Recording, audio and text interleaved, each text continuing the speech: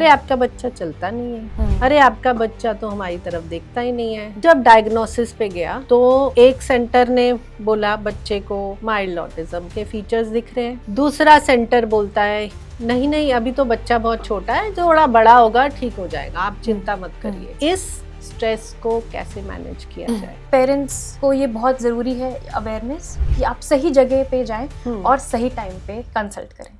हे भगवान, ये मेरे साथ क्यों हुआ?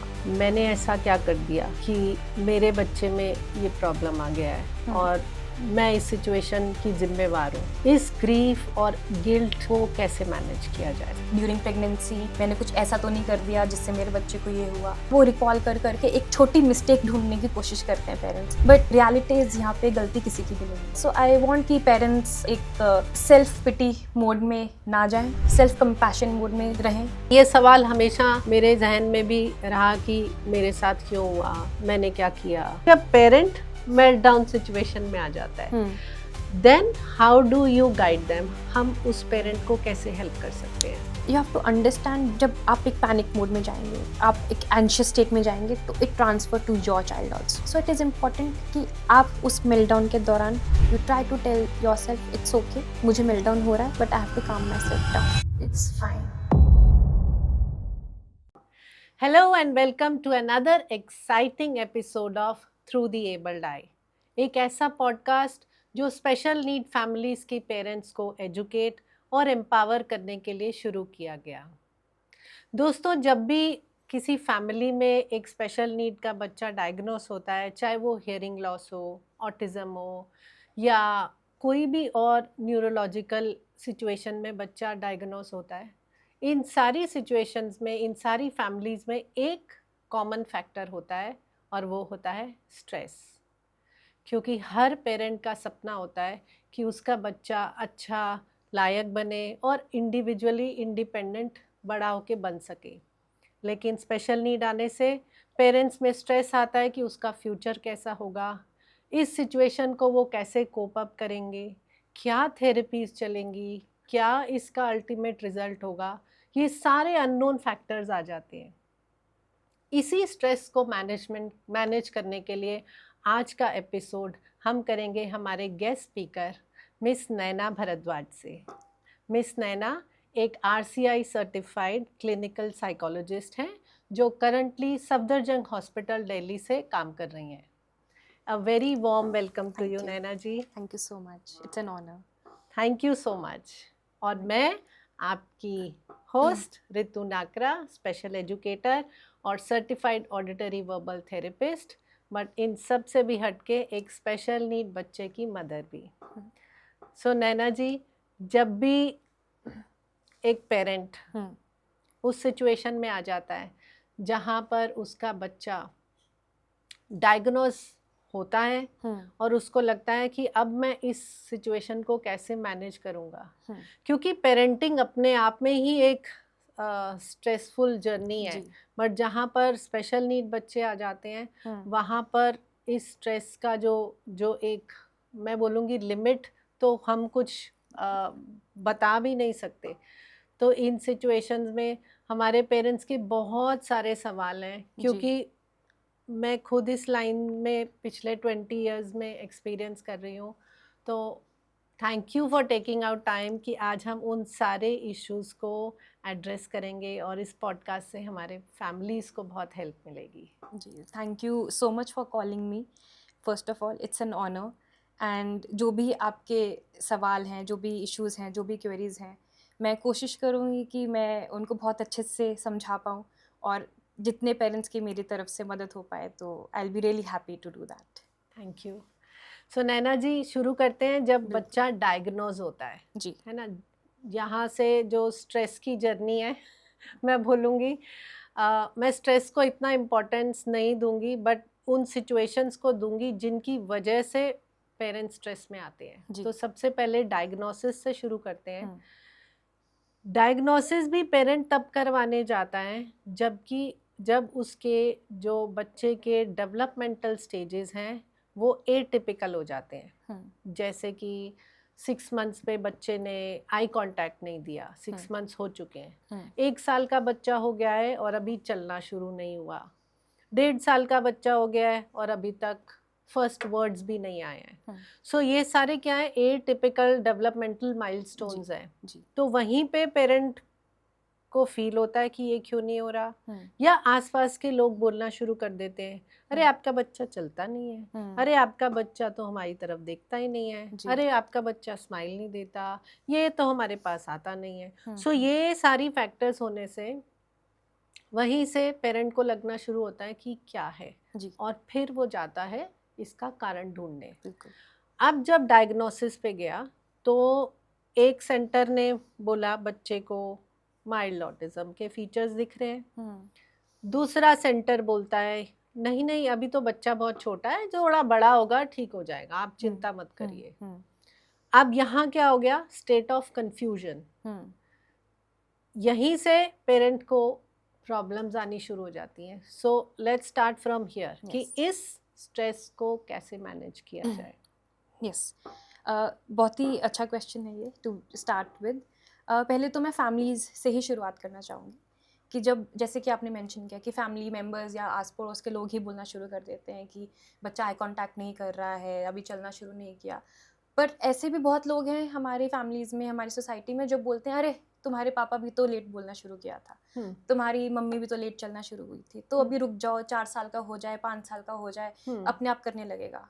बट मैं ये कहना चाहती हूँ हर पेरेंट्स से कि आप उस समय का वेट ना करें, आप किसी अच्छे स्पेशलिस्ट के पास जाएं। जैसे कि आपका क्वेश्चन है कि एक थेरेपिस्ट के पास गए, उन्होंने बताया माइल्ड ऑटिज्म है, एक डॉक्टर के पास गए, उन्होंने बोला कि इनको ऑटिज्म नहीं है। सो आई वुड वांट कि पेरेंट्स को थोड़ी अवेयरनेस हो, थोड़ा उसके बारे में जांच करें कि जिस थेरेपिस्ट या जिस भी डॉक्टर के पास आप बच्चे को लेके जा रहे हैं वो थेरेपिस्ट कॉम्पिटेंट हो, उसके पास जो भी स्पेशलाइजेशन है वो बच्चे में हो, और उसकी आगे भी स्पेशलाइजेशन होती है जो स्पेशल नीड्स के बच्चों को केटर करते हैं। करेक्ट। तो पेरेंट्स को ये बहुत ज़रूरी है अवेयरनेस कि आप सही जगह पे जाएं और सही टाइम पे कंसल्ट करें। करेक्ट। क्योंकि मैंने एक ऐसा पॉडकास्ट किया था तो उसमें मैंने डेवलपमेंटल पीडियाट्रिशियन के साथ किया था, and I asked the same question कि एक पेरेंट जो अपने पड़ोस के पीडियाट्रिशियन के पास जा रहा है वो उसको छोड़ के डेवलपमेंटल पीडियाट्रिशियन के पास क्यों जाएगा। सो जैसे आपने बोला, अब हमारी साइंस इतनी एक्सपैंड हो चुकी है कि हर फील्ड में स्पेशलाइजेशन है जी।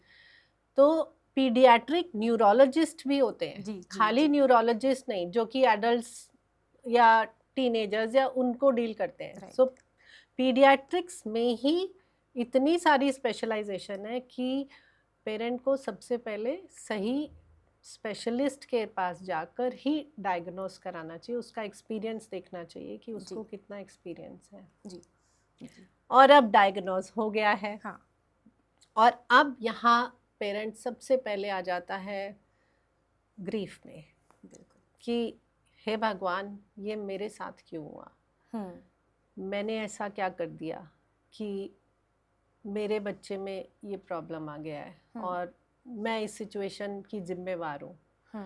इस ग्रीफ और गिल्ट को कैसे मैनेज किया जाए। हाँ, तो जब डायग्नोसिस हो गए, अब जैसे कि आपने बोला एक ग्रीफ का एक इमोशन जो है वो हर पेरेंट एक्सपीरियंस करता है।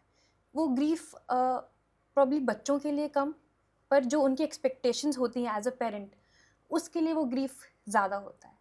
क्योंकि जब एक ये न्यूज़ आती है कि बच्चा होने वाला है, कोई भी पेरेंट रेडी नहीं होता कि मेरे बच्चे को शायद कोई ना कोई तकलीफ हो या कुछ प्रॉब्लम हो या कुछ डायग्नोसिस हो या कुछ किसी भी तरीके का कुछ गलत हो हमारे बच्चे के साथ। तो उस एक्सपेक्टेशंस को लेके वो बहुत ग्रीफ में जाते हैं। जैसे कि जब मैं पेरेंट्स से बात करती हूँ, जब पहली बार उनसे मिलती हूँ, उनको बताती हूँ कि आपके बच्चे में ये डायग्नोसिस हुआ है, तो पहले बात तो वो शॉक में जाते हैं कि they go into that numbness where they don't want to talk, वो बस चुप रहते हैं, बैठे रहते हैं। और कुछ पेरेंट्स मुझसे बोलते हैं कि I want to go out and take a break of 5 minutes, and mostly parents रोना शुरू कर देते हैं, बहुत इमोशनल हो जाते हैं। They don't want to talk in those 5-10 minutes, they take time कि जो भी उनको इन्फॉर्मेशन अभी मिली है उनको सिंक इन कैसे करना है। It takes time for them to accept that. तो ग्रीफ तो एक बहुत ही नॉर्मल इमोशन है जो हर पेरेंट एक एक्सपीरियंस करता है, और ग्रीफ के जो भी स्टेजेस हैं वो हर एक पेरेंट को वो महसूस करने ही पड़ेंगे before they accept the situation. Correct. ठीक है, अब आपका नेक्स्ट क्वेश्चन ये था कि उसको कैसे हम ग्रीफ को एक्सेप्ट कैसे करें, कोप कैसे करें। जब आपके अंदर वो लास्ट स्टेज ऑफ ग्रीफ जो है एक्सेप्टेंस वो आ जाती है, next is you have to be kind to yourself.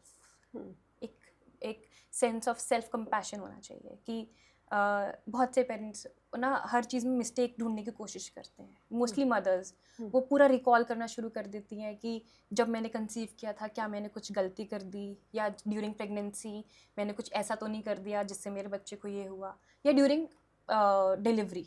तो मदर्स बहुत रिकॉल करती हैं और बार बार पूछती हैं कि नहीं, प्रेगनेंसी में तो मैंने ऐसा कुछ किया नहीं था, डिलीवरी के टाइम तो ऐसा कुछ हुआ नहीं था, फिर क्यों। So this sense of loop कि जहाँ वो रिकॉल कर करके एक छोटी मिस्टेक ढूंढने की कोशिश करते हैं parents, but the reality is यहाँ पे गलती किसी की भी नहीं है। करेक्ट, गलती किसी की भी नहीं है। सो आई वांट कि पेरेंट्स वो सेल्फ पिटी मोड में ना जाएं, सेल्फ कंपैशन मोड में रहें। Be kind to your self, take care of your self, that is how you will be able to take care with the grief. Right. So it take times. हर family का ये grief period भी अलग अलग होगा जी। कई इस grief period से जल्दी निकल आते हैं और कईयों को आई वुड से सालों लग जाते हैं। बिल्कुल बिल्कुल। मैंने अब अपनी प्रैक्टिस में ये भी देखा है कि जहाँ पर जेनेटिक फैक्टर्स की वजह से सिबलिंग में भी सेम प्रॉब्लम आई है, वो पेरेंट अभी फर्स्ट ग्रीफ से निकला नहीं होता और फिर सेकेंड जो 2 साल 3 साल बाद बिल्कुल सिबलिंग आता है उसमें भी सेम फीचर्स दिखते हैं। तो वो जो ग्रीफ पीरियड है वो सालों का एक्सटेंड हो जाता है। बहुत बहुत डिफ़िकल्ट होता है ये पेरेंट्स के लिए। एंड मैं आपसे भी रिक्वेस्ट करूँगी कि आप थोड़ा सा और इंसाइट दें कि आपने कैसे उस ग्रीफ को एक्सेप्ट किया, ओवरकम किया और कोप किया, यू बीइंग अ पेरेंट। मेरे और मेरे हस्बैंड के ग्रीफ पीरियड दोनों अलग अलग थे। He became very silent, he took time to accept, but मैं ये बोलूँगी मेरा ग्रीफ पीरियड कब ख़त्म हुआ जब मुझे होप दिखा।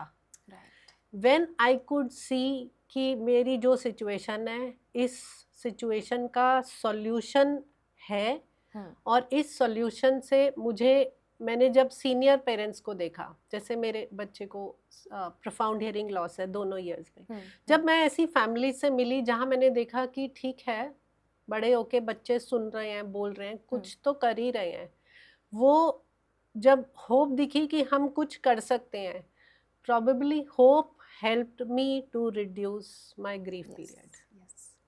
लेकिन ये सवाल हमेशा मेरे जहन में भी रहा कि मेरे साथ क्यों हुआ, मैंने क्या किया। वो हर पेरेंट धीरे धीरे उसको एक्सेप्ट कर लेता है और I think hope is the biggest healer for parents. बिल्कुल। बहुत से पेरेंट आके ये भी बात करते कि ये मेरे साथ ही क्यों हुआ, मेरे बच्चे को ही क्यों हुआ। ये बहुत ही मुश्किल क्वेश्चन है जिसको कोई भी आंसर नहीं कर सकता। बिल्कुल। तो आई गेस ये धीरे धीरे ही समझ आता है, धीरे धीरे एक्सेप्टेंस आती है जी। और एक्सेप्टेंस जैसे आपने बोला कि तभी आती है जब एक होप आपको दिखती है, एक बिल्कुल दूर कहीं लाइट दिखती है आपको। करेक्ट। कि ठीक है अब चल जाएगा सब, ठीक है, इट्स ऑल ओके। और स्पिरिचुअल टर्म्स में बोलूँ तो मैं ये बोलती हूँ कि अब इतने सालों बाद रियलाइज़ होता है कि मेरे साथ इसलिए हुआ क्योंकि भगवान देखता है कि ये मदर ऐसे बच्चे को हैंडल कर सकती है, she can do justice with this child. So we are given these special children because we are more special as mothers or parents, you know, we are more powerful. Yes. तो मैं सभी mother's को बोलती हूँ तुम किसी भी एक टिपिकल मदर से ज़्यादा पावरफुल हो, ज़्यादा स्ट्रांग हो, इसलिए तुम्हारे साथ ऐसा हुआ है, यू नो. बिल्कुल बिल्कुल. This is what I tell them.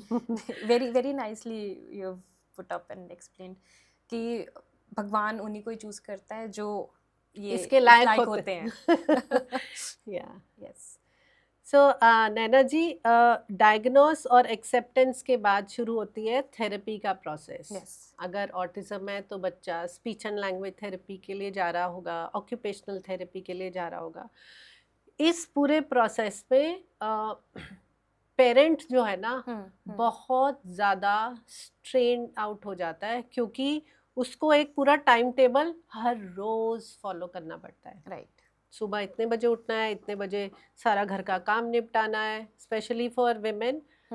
Therapy पे लेके जाना है. But these days I am very happy to see a change, at least in metropolitan cities, जहाँ फादर्स भी कंट्रीब्यूट कर रहे हैं, फादर्स भी थोड़ा टाइम बच्चों के साथ स्पेंड कर रहे हैं. सो इट डिपेंड्स कि दोनों फैमिलीज में अर्निंग का मेंबर्स कौन है, कौन कितना टाइम निकाल रहा है. But it is very strainful for the family. Yes yes. Daily routine में पेरेंट्स को क्या करना चाहिए कि वो इस स्ट्रेस को साथ साथ ही मैनेज कर सके? जी. डेली रूटीन में देखिए, पहले तो मैं बिगर पिक्चर से बात शुरू करती हूँ एज अ क्लिनिकल साइकोलॉजिस्ट. हाँ, पेरेंट्स को बहुत ही स्ट्रेस होता है, वो बहुत ही ओवरवेलमिंग होता है पेरेंट्स के लिए. A lot of parents kind of sail through it, but maximum parents जो हैं उनके लिए काफ़ी डिफिकल्ट होता है. जैसे कि आपने बोला कि बच्चे के ही इर्द गिर्द बात होती है. सारी कम्युनिकेशन, सारी कॉन्वर्जेशन सिर्फ बच्चे के बारे में, उसके रूटीन के बारे में ही होती है. जो हम लोग बोलते हैं हमारा मी टाइम, वो पेरेंट्स को या पार्टनर्स को मिल नहीं पाता. तो एज अ क्लिनिकल साइकोलॉजिस्ट ये parents can go for a therapy session. अब अगर आप फिजिकली नहीं जा सकते तो बहुत सारे ऑनलाइन प्लेटफॉर्म्स हैं. Okay. You can consult a therapist. आप उनसे सब बात कीजिए, वो आपको इंसाइट्स भी देंगे. वो आपको ये भी इंसाइट्स देंगे कि अपना ख्याल कैसे रखना है. अपने बच्चे का तो आप रख ही रहे हैं. और दूसरा, मैं आजकल बहुत अच्छा देख रही हूँ वो इनडायरेक्ट ग्रुप थेरेपी, जो जिसको मैं बोलती हूँ कि जब पेरेंट्स सब वेटिंग एरिया में बैठे होते हैं जी, बाहर, जब किसी इंटरवेंशन के लिए जाते हैं, so they talk to each other. तो वहाँ पे मैंने देखा है कि जब वो एक पेरेंट अपने दूसरे पेरेंट से बात करते हैं और डिस्कस करते हैं कि पहले मेरा बच्चा आई कांटेक्ट नहीं करता था, बट जब से इंटरवेंशंस में आना शुरू हुआ है अब आई कांटेक्ट करना शुरू कर दिया, तो वो ना बहुत होपफुल हो जाते हैं पेरेंट्स कि हाँ, शायद हमारा बच्चा भी ये सब कर पाएगा जब हम सही तरीके से उसका इंटरवेंशंस करवाएंगे. So it's a kind of group therapy happening, you know, which is not formal but informal group therapy है, जहाँ पे बहुत से पेरेंट्स को इंसाइट्स भी मिलते हैं दूसरे पेरेंट्स से, बहुत होपफुल भी होते हैं, एंड बहुत पेरेंट्स क्वेश्चंस भी करते हैं. जो बहुत पहले से पेरेंट्स आ रहे हैं, न्यू पेरेंट्स उनको क्वेश्चन करते हैं, so they get a lot of answers from there also. Right. So this is kind of a therapeutic communication which I may say. So which where you want to say is कि किसी भी family को अपना एक social circle should be a part of a social circle where you have similar kind of families. Yes. It is important to have that close social circle who are not judging you. Correct. जो आपको जज नहीं कर रहे, जो आपको बिल्कुल आपके साथ उसी ही कतार में है जहाँ पे आप हैं, है ना, आपके साथ वो एम्पथाइज कर पा रहे हैं कि आप जिस सिचुएशन में हैं, they understand and you are not embarrassed to talk about it. First of all कि आप बहुत ओपनली अपने बच्चे के बारे में, अपने चैलेंजेस के बारे में उनसे बात कर पा रहे हैं. तो it is very important for correct to have that closed circle, social circle, because जो पेरेंट्स होते हैं वो उस रूटीन में इतना बिजी हो जाते हैं कि वो एक सोशल आइसोलेशन में भी चले जाते हैं. तो वो सोशल आइसोलेशन बड़ा ही एक कठिन जगह है जहाँ पे उनको कोई और नहीं है बात करने के लिए, सिर्फ उनका बच्चा है और वो है और उनका रूटीन है. करेक्ट. तो एक मोनोटनी भी थोड़ी ब्रेक होती है उनके लिए. राइट. सो नैना जी, एक पर्टिकुलर सिचुएशन मैंने ऐसी भी देखी है, इनफैक्ट जो मोस्ट कॉमन फैक्टर मुझे लगता है relationship between husband and wife, क्योंकि दोनों की लाइफ बच्चे के अराउंड इतनी रिवॉल्व है कि उनको आपस में जो एक कपल के बीच में रिलेशनशिप होता है, हम्म, आपस में टाइम देना, बिल्कुल एक दूसरे की फीलिंग्स को समझना, एक दूसरे की फिजिकल नीड्स को पूरा करना, वो भी एक पार्ट है एक अच्छे रिलेशनशिप का। यहाँ पर मैं देखती हूँ कि पेरेंट्स के पास टाइम नहीं होता और वो अपने बाद में जाके वो गैप इतना बढ़ जाता है कि बच्चा अगर इंडिपेंडेंट हो गया है और वो अपनी लाइफ में है, तो ये बिल्कुल दोनों पेरेंट्स अलग अलग प्लेटफॉर्म पे खड़े हुए होते हैं। बिल्कुल। सो उनको शुरू में ही क्या करना चाहिए कि आपस में भी टाइम दें, क्या क्या ऐसी लाइफस्टाइल रखें कि बच्चे को भी देखना है और अपने रिलेशनशिप को भी देखना है? जी जी।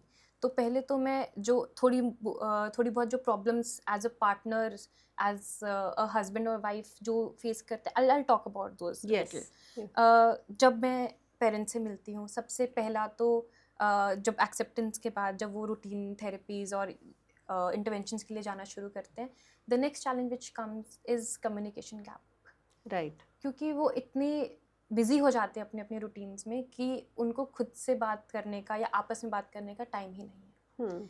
कम्युनिकेशन गैप जब हो तो वहाँ पे कॉन्फ्लिक्ट्स बढ़ते ही हैं, होते ही हैं। उसकी वजह से एक एक सेंस ऑफ चिड़चिड़ापन एक नेचर में, बिहेवियर में, हर पेरेंट के नेचर में वो आ जाता है। हाँ। थर्ड जो मैं बहुत इम्पॉर्टेंट है आजकल की लाइफ में, जैसे कि both the parents are now earning in metropolitan cities. हाँ। दोनों में से किसी एक पेरेंट को अपना गोल, अपना करियर कॉम्प्रोमाइज़ करना पड़ जाता है। Right. That's the most hurtful thing that a parent can go through. Correct. अभी जैसे आपने बोला कि अब हस्बैंड्स भी उतना ही इन्वॉल्व हो रहे हैं जितना मदर्स थे। So I tell you an example. 2-3 साल पहले मेरे पास पेरेंट्स आए थे। So their child was diagnosed with autism. And as you know कि जब बच्चा ऑटिज्म से डायग्नोस होता है तो घर में बहुत सारे चेंजेस लाने पड़ते हैं। हाँ। स्क्रीन टाइम ज़ीरो करना पड़ता है और पूरा टाइम आपको डेडिकेट बच्चे को ही करना पड़ता है। So what they did was they both left their jobs. Oh. Yes. दोनों के बहुत हाई प्रोफाइल कॉर्पोरेट जॉब्स थे। उन दोनों ने अपनी नौकरी छोड़ी, एक घर लिया। They were living in a big independent house. They bought a अच्छा। फ्लैट। अच्छा। Yes, they bought a flat. उनकी कुछ ज़मीन थी गांव में, वो पूरी बेच दी उन्होंने। अच्छा। Yes, with that money they bought that flat. उस फ्लैट वो आप लगा लीजिए, उस घर में वो घर नहीं था, वो एक ऑक्यूपेशनल थेरेपिस्ट का घर था, जहाँ पे उन्होंने हर एक चीज़, वो वॉल्स, सेंसरी वॉल्स और हाँ, हाँ, everything they had set up that house as per the child. अच्छा। यस, एंड उन्होंने अपने जो टैब्स थे, लैपटॉप्स थे, वो किसी को दे दिए। दे स्विच टू दो small Nokia phones. Oh. Yes, for that one child. So when they were talking to me and telling me कि हम अपना सब कुछ छोड़ चुके हैं, हमने सब सैक्रिफाइस कर दिया, now we have to just, the only person in our life is our child, and हम पूरी जिंदगी उसके लिए डेडिकेट कर देंगे। तो I could see those tears, क्योंकि हर इंसान का एक गोल होता है लाइफ में, यस। यस। और वो अचीव करना ही चाहता है। हाँ। चाहे आप हैं, चाहे मैं हूँ, चाहे कोई भी है, एवरीवन हैज़ देयर गोल्स। तो जब वो उस गोल को देखते हैं कि वो उस गोल को अब नहीं अचीव कर पाएंगे, it breaks their heart. Yes. And also a financial burden is very major concern here. Yes. क्योंकि अगर आपको बच्चे को थेरेपीज में लेके जाना है तो किसी एक पेरेंट को वो कॉम्प्रोमाइज़ करना ही पड़ेगा अपने गोल्स को। Correct. तो वो फाइनेंशियल बर्डन भी बढ़ता है एक पेरेंट के ऊपर, क्योंकि intervention, as you know, is expensive. Yes, they are expensive. Hmm. तो वो फाइनेंशियल बर्डन भी बहुत बहुत कॉरल्स क्रिएट करता है घर में। So these are the few issues which I hear from हाँ. the parents. So तो do you think it is healthy to create that kind of environment कि सब कुछ बच्चे के अकॉर्डिंग पूरा घर मॉडिफाई कर दिया है? Do you think it's a good thing? no, I told them कि ये जो, I'm happy that you are dedicating your life to a child because that child needs it. Yeah. But what about you? हाँ. आप अपने लिए क्या कर रहे हो? हाँ. They had no answer to that. क्योंकि उन्होंने तो अपना सब छोड़ दिया। Correct. So अब उस टाइम बोलने के लिए तो they were really happy and proud of themselves that, you know, we They are have doing, done like that. they've done. हाँ. But when I asked this question to them कि आपने अपने लिए क्या किया, हाँ. they had no answer to it. And they took a pause hmm कि yes, where are we, हम क्या हम्म कर रहे हैं, हम कौन हैं, हम्म अब हमारा सिर्फ ये लाइफ यहीं पे ही सीमित है अब. So these are the questions I asked them, hmm and they had no answer to it. आपको ये समझना पड़ेगा कि आपके बच्चे के साथ साथ आपकी भी खुद की लाइफ है, करेक्ट आपकी भी खुद की हैप्पीनेस है. करेक्ट बहुत से पेरेंट्स अपनी हैप्पीनेस अपने बच्चों में ढूंढते हैं, which is hmm a good thing, but you have to find happiness within also. Right आप अपना ध्यान नहीं रखेंगे, आप खुश नहीं रहेंगे, हाँ आपके अंदर आपके लिए काइंडनेस नहीं होगी, हाँ सेल्फ कंपैशन नहीं होगा, तो आपका जो बर्नआउट होने वाला है, तो there is no way out. No way out.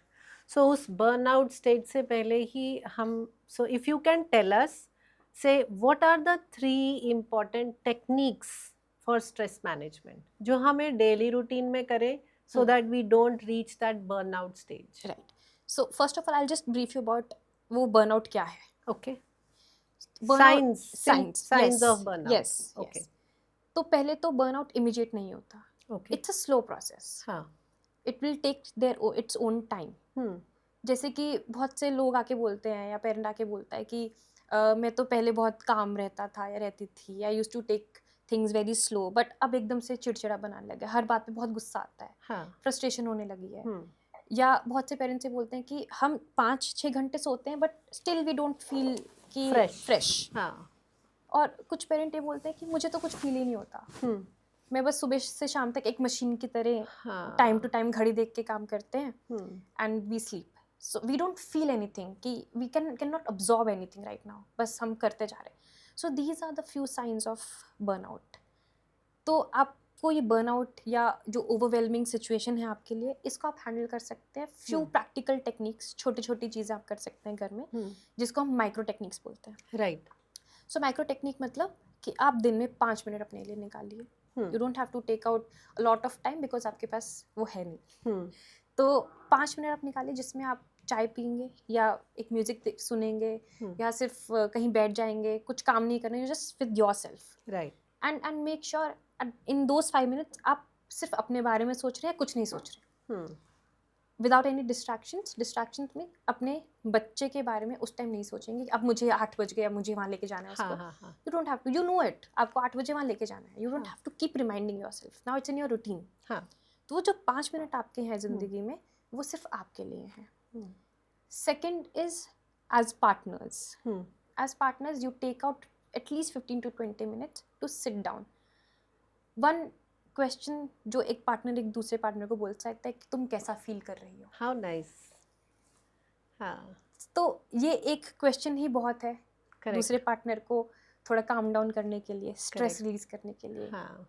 तो वो 10-15 मिनट एज पार्टनर्स आप निकालें, और उसमें कोई और बात ना हो, सिर्फ आपकी बात हो.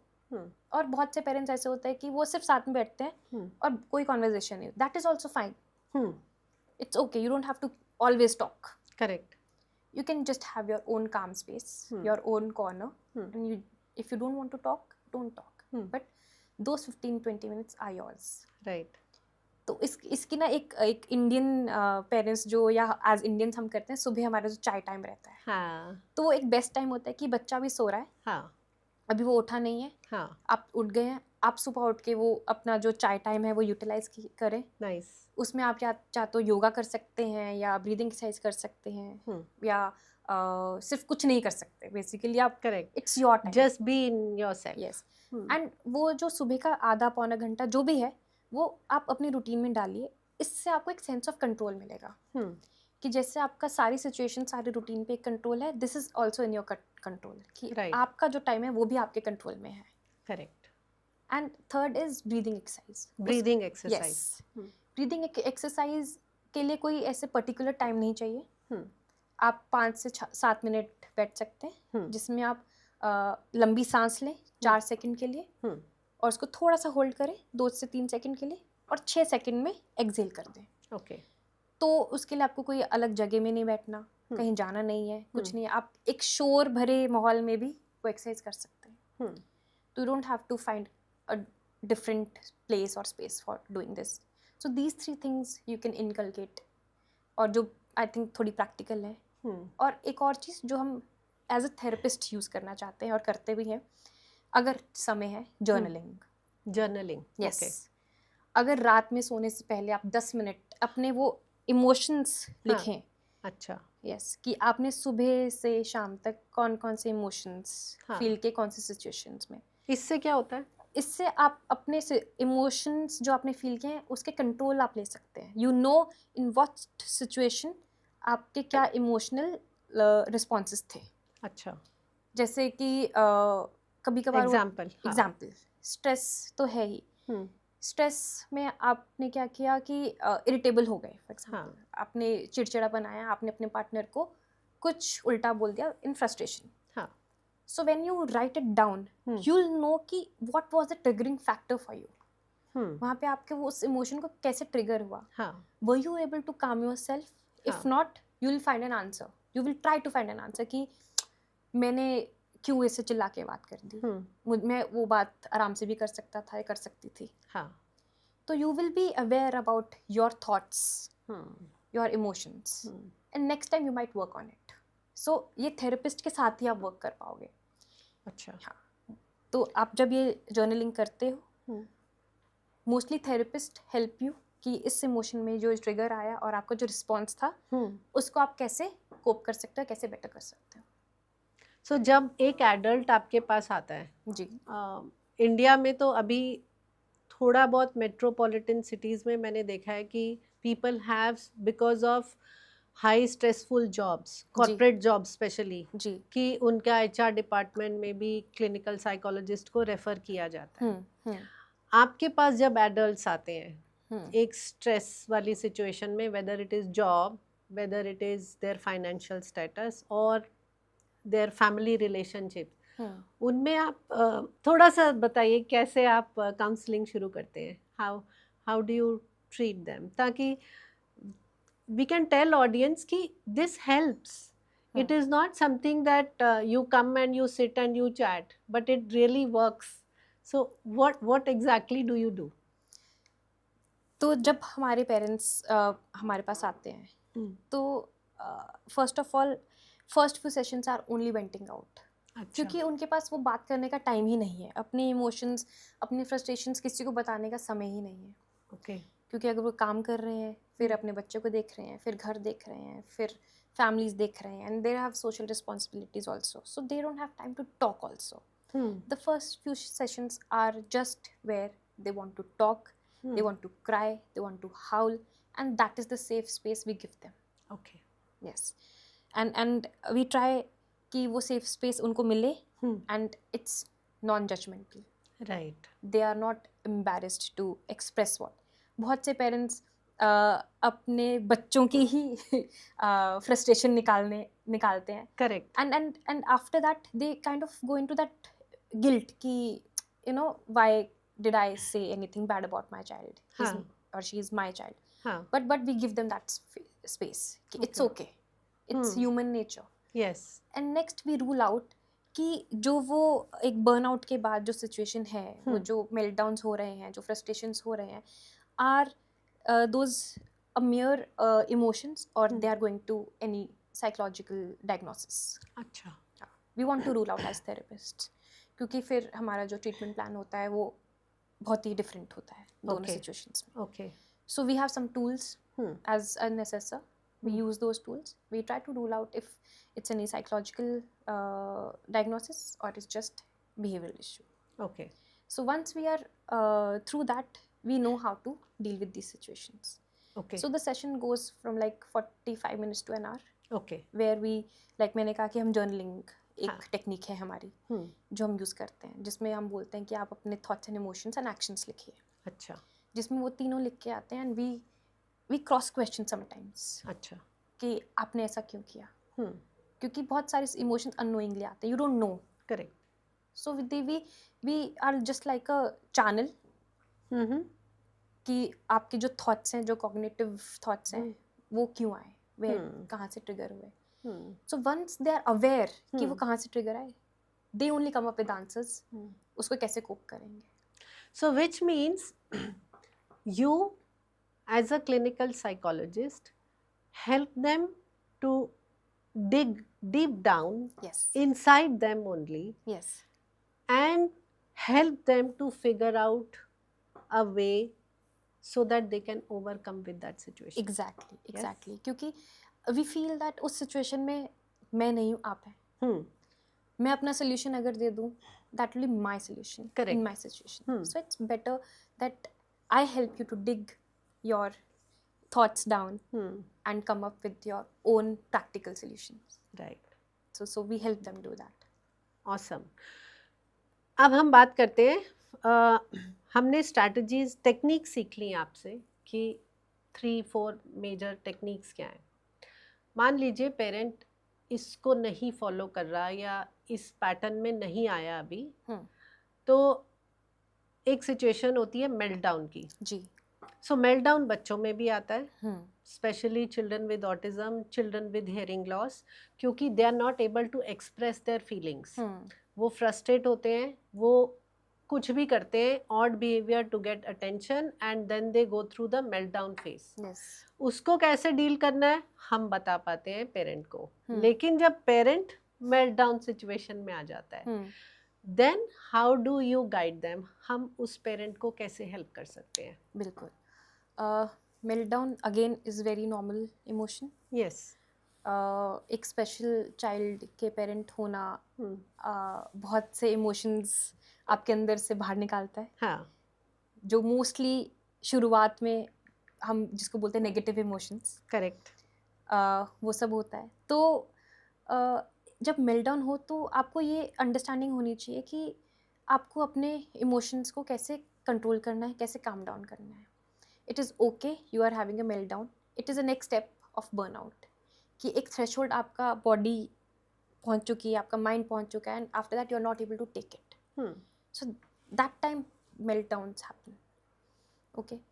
सो यू हैव टू अंडरस्टैंड, जब आप एक पैनिक मोड में जाएंगे, आप एक एंशियस स्टेट में जाएंगे, तो it gets transfer to your child also. So it is important कि आप उस मेल्टडाउन के दौरान you try to tell your self it's okay, मुझे मेल्टडाउन हो रहा है, but I have to calm my self down. It's fine. So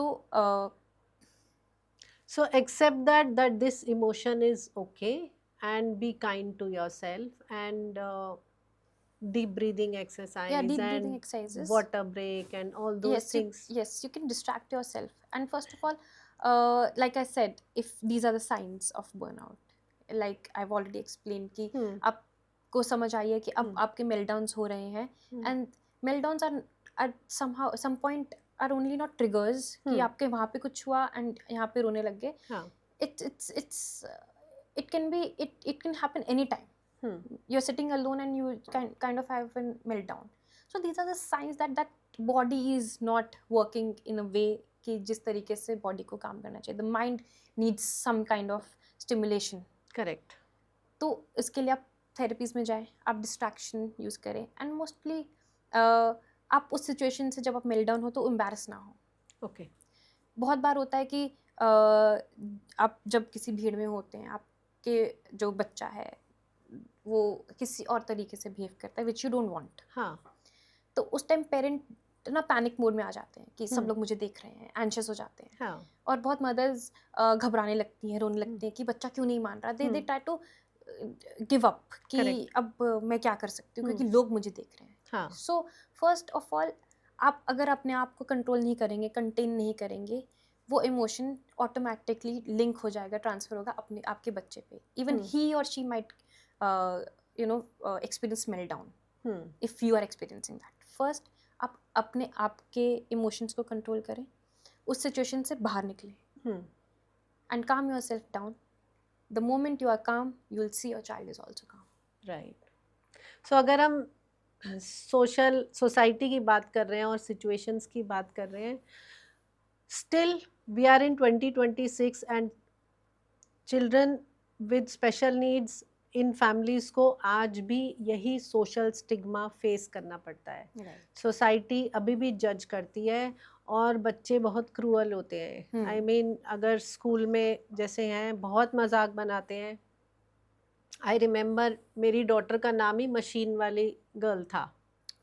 Ananya तो कम लोग बोलते थे, शी वॉज कॉल्ड एज, अच्छा वो जो है ना जो मशीन पहनती है, so she was called like that. So she got used to it and she accepted it, but it's not an easy thing at all. Right So कैसे parent को अपने बच्चे को ट्रेन करना चाहिए और खुद को भी ट्रेन करना चाहिए कि इस सोशल स्टिग्मा से कैसे कोप अप करें, कैसे मैनेज करें? एज अ केयर गिवर आप अपना एक सोशल सर्कल खुद का बना सकते हैं, चाहे छोटा हो हम्म। पर नॉन जजमेंटल हो। हाँ। आपको as a parent of special needs child accept करें और आपके बच्चे को वो जैसे हैं वैसे एक्सेप्ट करें, हम्म। एंड दे डोंट जज you on the basis of your child. Hmm.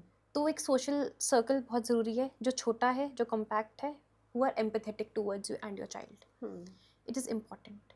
Once you have that close knit circle, वो बच्चे को भी देखेंगे कि बच्चा भी देखता है कि मुझे एक्सेप्टेंस मिल रही है, I am okay, I am not being judged, मुझे बार बार कोई टोक नहीं रहा, रोक नहीं रहा। जो हम यूजुअली देखते हैं जब बच्चे स्कूल्स में जाते हैं, टीचर्स भी, although they are aware, but nowadays parents complain कि टीचर उनको लास्ट बेंच पे बिठा देती है। स्पेशल एजुकेटर्स या काउंसलर्स क्लास में आते हैं, वो बैठते हैं, but they don't help the child. Teachers are also teaching them, but they are not giving them a break. Right. If a meltdown is happening, a counselor is immediately called and the child is immediately taken out of the classroom. तो वो emotions जो उस classroom में जो हमारे control में कभी कभी नहीं एज अ पेरेंट, क्योंकि हम हर बार अपने बच्चे के लिए वहाँ बैठ नहीं सकते। हाँ। तो उसके लिए एक सेफ एनवायरनमेंट, एक सोशल एनवायरनमेंट होना चाहिए, which is very close net, which is loving, हाँ। Which is giving them, using the strengths, उस बच्चे के जो स्ट्रेंथ्स हैं उन पे काम कर रहे हैं, उनको यूटिलाइज कर रहे हैं। राइट। जैसे कि एक हमारा एक बच्चा है, वो he sings very really well. अच्छा। हाँ, तो जब भी एक सोशल गैदरिंग उनके घर में होते, दे होस्ट लॉट ऑफ पार्टीज, अच्छा। The parents, yes. तो वो घर में काफ़ी गैदरिंग्स करते हैं, although the child is still going under interventions, but they do a lot of parties. So वो जब भी आते हैं तो they make sure कि जो उनका बच्चा है वो वहाँ पे कुछ ना कुछ परफॉर्म करे। How sweet. And those friends, oh my god, they love that child a lot. हाँ. और वो उसको उतना ही encourage करते हैं, हाँ. and that gives him a sense of confidence. Right. तो ये बहुत important है। Correct. So have a good social network where people understand you and they don't sympathize, but they empathize. Yes. And they respect your situation and they give unconditional love to the child. Yes. Yes. So I'll take the last question. Sibling, role of sibling. जो भी special need family में second या third child होता है, वो हमेशा अपने आप को because of certain situations, parents special need बच्चे के साथ ज़्यादा टाइम दे रहे हैं, वो हमेशा अपने आप को थोड़ा सा निगलेक्टेड फील करता है। उसमें ये कॉम्प्लेक्स ज़रूर आता है कि मेरे माँ बाप मुझे उतना टाइम नहीं देते, क्योंकि बच्चा तो बच्चा है, उसकी सेम इमोशंस हैं जो दूसरे बच्चे की हैं। वो हमारी तरह मैच्योर नहीं है कि वो समझ सके कि मेरे भाई को या बहन को ज़रूरत है तो मम्मी यहाँ लेके जा रही है, वहाँ लेके जा रही है। बहुत सारा टाइम उस बच्चे को अकेले भी बिताना पड़ता है, या किसी केयर टेकर, कोई रिश्तेदार के घर छोड़ दिया, या दादा दादी नाना नानी उस बच्चे को संभाल रहे हैं। यहाँ पर आप पेरेंट्स को क्या मैसेज देना चाहोगे? How to help the sibling also? जी, most of the times siblings are the silent sufferers. Yes. जिसमें उनको लगता है कि उनके लिए कोई भी नहीं है और वो सबके लिए है। हाँ। बहुत से बच्चे आते हैं जो अभी बच्चे ही हैं, बट वो मुझे ये बोलते हैं कि मुझे ना सारी चीज़ों को कंट्रोल में करना पड़ेगा क्योंकि मेरी मम्मी मेरे भाई या बहन के साथ बिजी है। करेक्ट। तो I have to take care of my brother, my sister, मुझे थोड़ी बहुत मम्मी की हेल्प करवानी पड़ेगी। So these kids are silent sufferers sometimes. और बहुत से बच्चे ऐसे आते हैं जो एक गिल्ट में चले जाते हैं कि मेरा भाई या बहन को they need their special kids और मैं नहीं हूँ। So they go into that guilt कि why there is such a difference. Correct. In the behaviours, in the pattern, in everything. तो वो गिल्ट में भी जाते हैं। इसमें पेरेंट्स ये कर सकते हैं कि जो बच्चा है आपका, उसको आप दिन में कुछ टाइम दें। जैसे कि आपने दूसरे बच्चे के लिए एक रूटीन बनाया है, उस रूटीन में 15 से 20 मिनट अपने दूसरे बच्चे को भी फिट इन करें, हम्म, उनसे बात करें, हाँ, and the conversation has to be very open and clear. बहुत ही ओपन इमोशंस वो भी आपके साथ शेयर करें और आप भी उनके साथ शेयर करें। करेक्ट।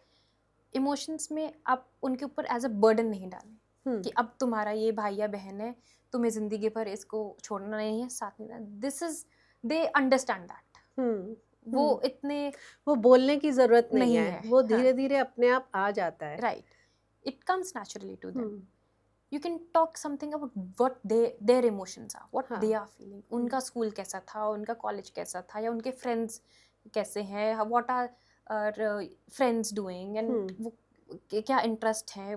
क्योंकि बहुत बार क्या होता है कि उनको लगता है कि मेरे पेरेंट्स सारा टाइम इस रूटीन में फिक्स्ड हैं, so they don't talk about their own interests. Correct. They feel that my उनकी भी पेरेंट्स, तो अपनी हॉबीज हैं, उनके भी राइट, इंटरेस्ट हैं, so how that should be talked about. right, that should be talked about, and they should be given their time also. As parent, you have to spend some time, and yes, you can utilize your sibling, your child with the other sibling, in the sense कि interactive games, उनको दोनों को ऐसे games में involve करें correct, जहाँ पे दोनों का एक इंटरेक्शन हो, हाँ, और जहाँ पे दोनों की ही स्ट्रेंथ्स आप यूटिलाइज करें। हाँ, कि जैसे कि एक कोई गेम ले लें जिसमें सेंसरी मोटर गेम्स हाँ, हों, हाँ, हाँ, तो उसमें दोनों बच्चों का ही हाउ स्वीट, केटर हो रहा करेक्ट, है। करेक्ट। सो जो भी थेरेपी में प्रैक्टिस हो रहा है, that is what as a therapist we also do. कई बार हम सिबलिंग को भी थेरेपी में बुलाते हैं और अपने राइट, साथ बिठाते हैं, और कुछ ऐसी बोर्ड गेम्स कर लेते हैं जिसमें स्पीच और लैंग्वेज जो हम बच्चे को दे रहे हैं वो बड़े भाई के साथ करके हम game, you know, it's like everybody has a role to play, your turn, my turn, right, right, let's take this. So in keeping them constantly involved in the process probably will help them to yes, yes, feel a part of this journey. Yes, definitely, yes. Awesome. So what's the takeaway message finally, what we can tell our families in this journey? It is a beautiful journey. Yes, it आज is, मैं पीछे मुड़ के देखती हूँ तो मुझे लगता है वो टाइम जो मैंने अपने बच्चों के साथ इंटरवेंशन में बिताया, it was very beautiful, and I cherish those certain moments कि कब पापा बोला, कब मम्मी बोला, यू नो, वो Yes. चीज़ें याद आती हैं तो अच्छा लगता है. So for every parent it is a journey. What final takeaway you would like to give it to them? Yes. तो जैसे कि आपने मेंशन किया कि वो मेमोरीज अभी भी आप चेरिश करते हैं कि जब पापा बोला, जब मम्मी बोला। सो आई वुड लाइक पेरेंट्स कि वो स्मॉल प्रोग्रेसेस पे फोकस करें, रादर बिग प्रोग्रेसेस, कि बहुत ही लंबी जंप ना मारें। हाँ, जैसे कि एक पेरेंट है, जब उनके बच्चे ने 10 मिनट तक एक जगह पर बैठ के फोकस्ड हाँ, काम किया, दे सेलिब्रेटेड दैट। how वो एक nice. काइंड ऑफ रीइंफोर्समेंट है। So you have to celebrate small small things, small achievements of your child, so that the child also gets motivated. एक काइंड ऑफ पॉजिटिव रीइंफोर्समेंट मिलता है बच्चों को कि मैंने कुछ अचीव किया, and it motivates them to do it again. So you have to focus on small achievements, small progresses, rather than bigger things. Right. And वो एक पेरेंट का ना एक मेंटली एक नोशन होता है कि मुझे परफेक्ट पेरेंट बनना है। हाँ, You don't have to be a perfect parent every time. You have to be a responsive parent. तो आप उस पर फोकस करें। हर पेरेंट अपनी आँखों में अपने आप को कम ही से महसूस करता है, but I will tell you that every parent is important, every parent is the best parent. yes, तो absolutely. अपनी जितनी भी वो हिम्मत है उस हिसाब से उससे ज़्यादा ही करते हैं अपने बच्चों के लिए। सो उस रेस से आप थोड़ा सा side हटें। A progressive parent, a responsive parent is more important than being a best parent. Correct. And with time, आप इतने इमोशनली स्ट्रांग हो जाएंगे धीरे धीरे कि आपका बॉन्ड इतना स्ट्रांग हो जाएगा, आपको बहुत चीज़ें बहुत ही अलाइंड हो जाएंगी, स्मूथ हो जाएंगी, जहाँ पे आपको वो एफर्टलेसली आप चीज़ें करेंगे। So as a family you will be bonded, you will be stronger emotionally also. So it takes time, but it's not impossible. Right. And as partners, I request you to sit together, take out some time for yourselves, talk about your journeys, your life, your emotions. और अपने लिए time निकालना बहुत ही important है. अपने hobbies, अगर आपके पास समय है, जब थोड़ा चीज़ें अलाइन हो गई, then you can take out time for your own hobbies और involve these kids in your own hobbies. अगर करेक्ट जैसे बहुत सी मदर्स हैं कि उनको डांस करना बहुत पसंद है, so they join dance classes correct. And they take their kid along. वो तो दोनों ही डांस क्लासेस जा रहे हैं. How nice. So take out time for all these things. Take out time to communicate. Take out time to have meaningful conversations which are not around the child and their routine. Wow. Thank you so much for enlightening our parents. I hope आपने आज के episode से बहुत important take away messages लिए होंगे. Comment करके बताना आपने कौन सी टेक्निक अप्लाई करी. We'll be happy to see that, क्योंकि आपके कमेंट्स हमारा मोटिवेशन का काम करेंगे. With that note, please like, share and subscribe.